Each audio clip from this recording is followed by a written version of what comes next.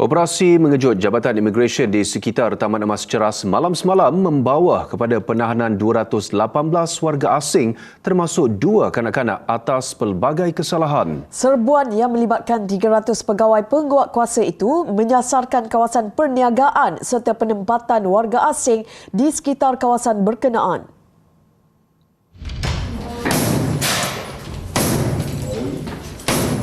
Operasi bermula lewat petang itu menyaksikan lebih 1,000 individu diperiksa.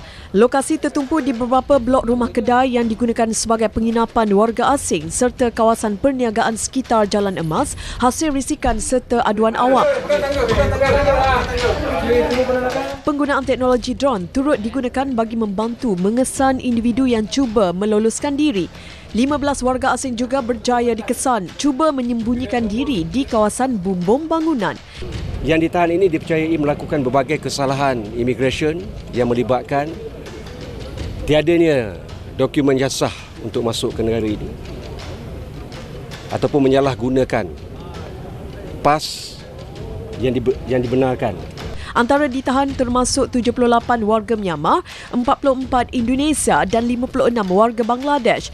Semua tahanan akan ditempatkan di Depo Tahanan Imigresen Semenyih bagi siasatan dan tindakan susulan. Setakat semalam, Jabatan Imigresen merekodkan lebih 1,000 operasi dengan 17,000 individu diperiksa. Daripada jumlah itu, 3,691 pendatang asing tanpa izin serta 110 majikan ditahan.